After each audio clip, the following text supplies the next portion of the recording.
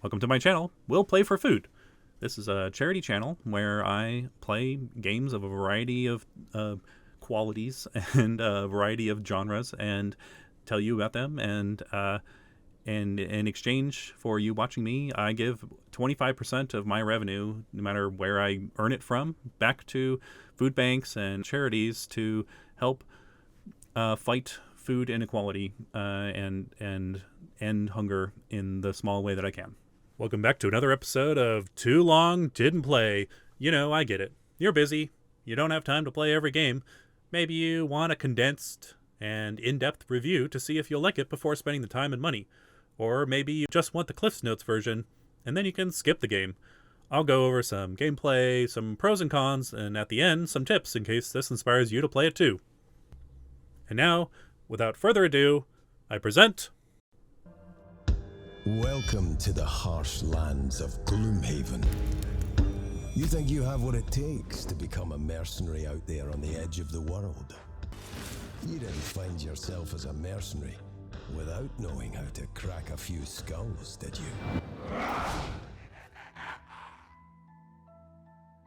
Today we're talking about Gloomhaven.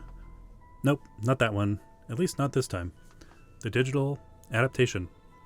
In Gloomhaven, you adventure across a rich and disturbing world filled with demons, undead, bigots, and lots of other nasty and exciting things I can't really discuss because of all those secret unlockables that you may have already heard about, or you will soon. I'm going to try my best not to spoil anything, but honestly it's pretty much impossible to not give some spoilers while also talking about it in a significant way. First things first, you'll form a guild, decide what house rules that you want to use during this playthrough, and then you're off. In this playthrough, I went with the Red Guard, Mind Thief, and Void Warden, and a few cameos by Susan, our geological aficionado. When first starting out, there are 6 unique characters to choose from, and once chosen, you will pick their motivation for why they are adventuring. Simply put, it's their backstory. These are pretty fun thematically, and will be the main way to unlock new content, or more specifically, new characters. Of the starting 6, 4 of them will be pretty familiar if you know the typical fantasy tropes. There is the Brute, an efficient, no-nonsense melee warrior. Scoundrel, the tricksy and cunning thief. Spellweaver, the quintessential elementalist. And the Tinkerer, which is akin to an artificer and alchemist hybrid. Rounding off the sextuplet, we have some rather unique characters. The Mind Thief, a variant on the sneaky, roguish Git with mind control and other spells. And lastly, but certainly not least, Cragheart, an all-rounder and highly thematic rock wizard. Now these 6 are all fantastic characters, in my opinion, but they are also joined by 11 more as you play through the game, which the internet has lovingly labeled Lightning Bolt, Bonesaw, Angry Face, Eclipse, Squid Face, Triforce, Concentric Circles, Spears, Musical Notes, Sun, and Bareface. This massive roster can then be further expanded with 4 more: Staff, Love Bomb, Hatchet, and Hook Chain, if you buy the expansion Jaws of the Lion. When playing the board game version, you are suggested to pick your starting character solely based on the image on their secret box, which personally was nerve-wracking the first time I did it. But that's pretty typical for me to have character creation anxiety. Now, if you don't know, you might be wondering why all of these characters have a nickname and icon, and the short answer is most of this game is about secret unlockables, and everything that could be unlocked is thus considered a spoiler. The majority of the board game is about figuring out what you don't know, where to go and what to do, and what's in all those other sealed and secret boxes with intriguing logos on them. However, for the most part, this version of Gloomhaven fails in that aspect. It really doesn't give you the same feeling of mystery, at least in regards to new characters and unlockables, which is a real shame, and that's one of the first and worst cons about this game, but more on that later. Gameplay is split up into 2 main sections, in town and out of town, with unique story interactions that happen between or on the way to these sections. While in town, you can visit the market, the temple, and make changes to your roster. At least to begin with, as there are several other activities that are unlocked later. When you arrive at town, you get a city encounter. On your way out of town, you get a road encounter. Choose wisely, because most of these encounters will only happen once. While out of town, you are choosing what adventure to go on and then literally partaking in that quest. There are over 100 quests in total, including several quests that can only be accessed from several specific choices you made during other quests or encounters. This is a thing that adds tension in the board game version, but it isn't explained in the digital version. The overall theme is that the game is how you make it. The more you play, the more the game changes. There is a reputation bar for your guild, which can go positive or negative, so if you chose to be wholly evil, there are some gameplay aesthetics that will alter from your choices.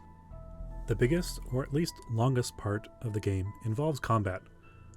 Most of Gloomhaven is a dungeon crawler, with some interstitials that begin and occasionally bisect sections of each quest, all of which have superb voice acting. After picking your adventure, getting a small random handicap or unexpected boon from your road encounter, you arrive at the location. Check your party's abilities and equipment, and then choose each hero's battle goal, or a minor personal goal that they will each try to achieve on their own, such as pick up the most gold, don't let another person die, kill the fewest enemies, or dozens of others. These goals are typically held in secret to other players. The combat is superb in my opinion, somewhat like a D&D flavored XCOM chess game. Gloomhaven definitely has many inspirations. The digital version really shines in combat. It's clear to see what each character is doing, they are animated beautifully, the suspense was real for me, and the game won't let you accidentally break the rules. What's even better is that this part of the board game usually takes 10 to 20 minutes to set up, but is done automatically by the computer. This also lets you start or stop whenever you like without burdening a large table in your house.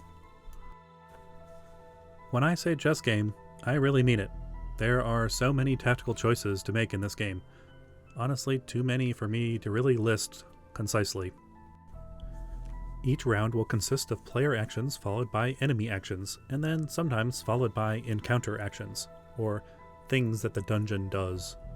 Each player will choose 2 cards from their hands, and these cards were all chosen by the player before the quest even started, and can add a lot of variability between each person's interpretation of how each character plays, while still holding true to their archetype.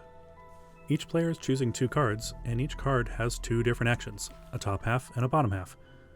But you will only get to choose one half of each card, not both. Each card also has its own initiative value for use in turn order. The lower, the faster, but faster is not always better, as you might want to go after another player, but before the monster who is about to hit you. The digital version of this game does this fantastically. In the board game version it's really confusing, but I find it really intuitive and helped me learn how to play the board game version much better by playing the digital version. There are visual cues for everything, and it's really laid out well and reacts in real time to each click. These choices are all suggested to be done in secret, and the amount of player conversation can drastically change the difficulty of the game. Each player is encouraged to make authentic choices they think their character would make, and tactics conversations are discouraged for the sake of perceived realism. While in battle, you might not have the time to tell each other the exact numerical stats, but you can say, "I'll go pull the switch," or "I'm going to go hit that dragon." Although technically, no one is forcing you to stick to that plan or even tell the truth, if that's how you want to play it. If you're playing this as a solo game, unfortunately, none of those things actually happen. You don't get to refrain from having tactical conversations because you're doing it all yourself. The specific cards you pick, the battle goal that you're following, or your personal driving motivation are no longer kept in secret if you play it on your own.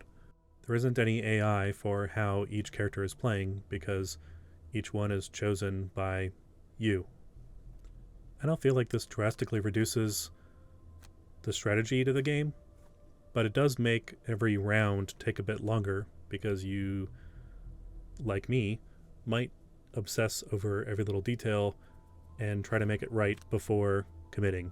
And if you have 3 or 4 characters you're playing, that's a lot of small choices to make every single round. And even while playing on your own and knowing all the tactical information you would know, it's still really hard, even on normal difficulty. There's very little room for error in most of these quests. They're meant to be very tactically challenging. And they are. You're meant to be at overwhelming odds. You're meant to only barely make it through for every quest. It's brutal and challenging, and you'll die and fail often. However, even if every character dies and you lose the quest, you still get to keep any XP and gold gained during the quest. You just won't be able to continue the story until it's finished with at least one surviving player. In terms of difficulty, it felt very similar to Advanced Dungeons and Dragons or 2nd Edition if you played those, excluding the permadeath. Another fantastic part of this game is that your characters can actually retire. Your character's prime motivation turns out to be their only motivation. Once that quest is completed, they leave the party and you don't get to play them anymore. All items and experience and gold goes away, and you get to choose a new one.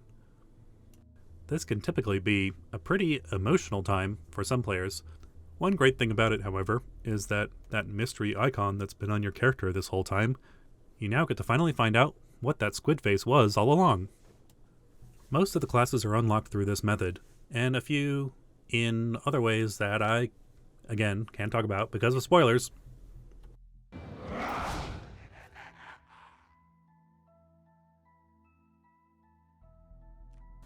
Overall, I think the digital adaptation is really amazing.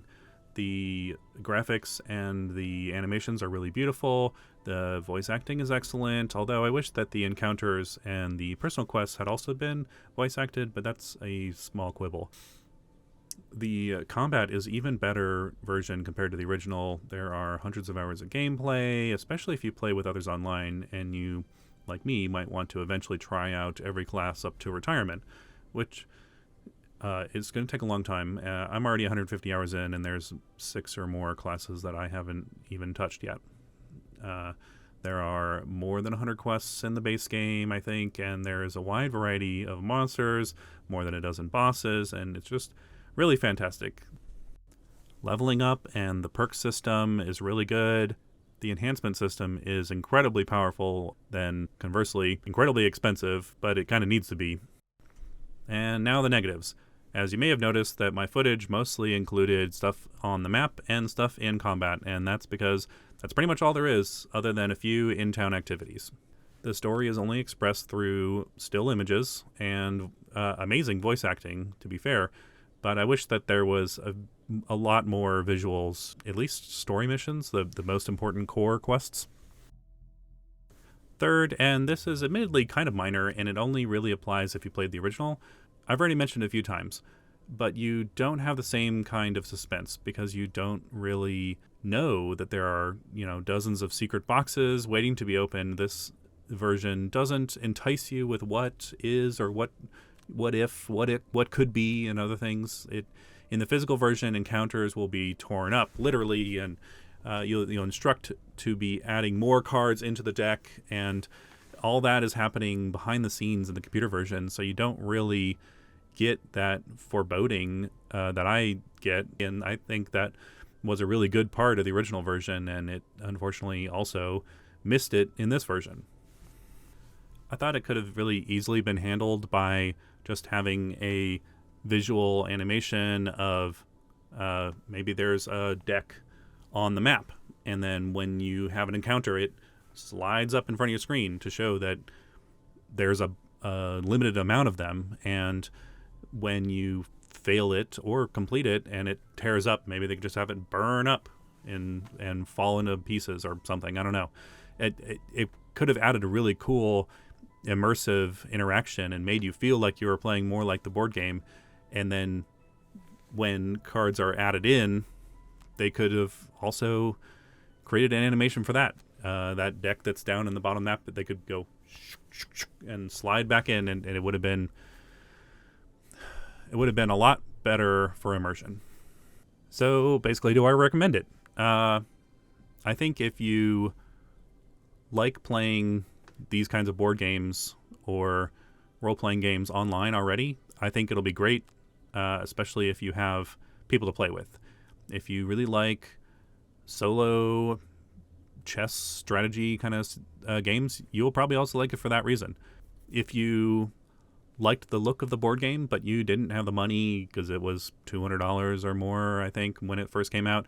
If you didn't have the space, you should definitely try the digital version. Or if you want something that's kind of in between the two, you could try Jaws of the Lion, which is, I think, only $40 or so, and they even sell it at Target. That's where I got mine. It is very, very similar to the original. Alright, so you've decided everything looks great, but everyone, maybe even including me, has worried you a little bit about all the different choices, anxiety on starting character and deck builds and other things like that. Or you just want a quick confidence boost by just understanding the game a little bit more. Well, you're in luck because many people on the internet want to help you, including me. So I'll include a few here just as a thanks for making it through this whole video. Number one is play what looks and sounds the coolest. Playing the character that seems thematically awesome to you will increase your enjoyment, as probably you already know. Even if it means that the team is all melee, that can be really fun and strategically complex, but really rewarding. Play with an open mind. This is a two-part tip. Don't be afraid to change up your deck, and also don't give up on your character too soon. It can seem like your character might be really underwhelming at first, especially if you don't really understand how it plays. And if you stick with it, I promise it gets a lot better. After I started to understand it more, I started looking at each character as their own little puzzle. Playing around with their turns became its own little mini game inside of the overarching story progression. Tip number 3 is a little similar to the last one, but I want you to encourage using fewer burn cards. Even though they are much flashier and thematically really fun and interesting, consider using less of them. As for the few burn cards that you do use, consider using them during the last 2 big fights of the scenario. And one last tip for you all is use status effects. They are so strong. Wounding, it ignores armor. Poison is fantastic. It has a few different interactions, but the most important thing here is that it blocks healing. And curse. Yeah. Lastly, curse is curse is so good. To quickly explain, all enemies in the whole dungeon share a modifier deck. If you curse things at the beginning, even if it's a tiny snake that you kill in one hit, adding that curse to the deck will affect the large elementals or other nasty things later, and having them miss their whole big attack is random, but really impactful. Stealth is amazing, even if you're not playing the Scoundrel.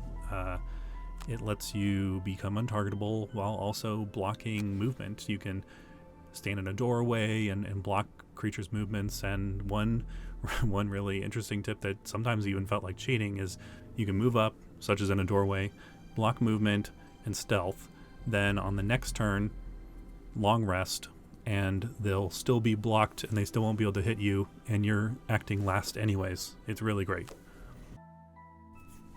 If you enjoy fantasy turn-based strategy type games such as Dungeons & Dragons or Baldur's Gate, I'm really dating myself here, but those were good in your opinion, then this is an excellent streamlined modernization of those games. If you only know Gloomhaven of the audible groans and nihilistic memes or excessive of ellipses expressed by other players, and finally you want to see what the fuss is all about, then I hope you enjoyed the video and judge for yourself if you're up to it, because it's pretty hard.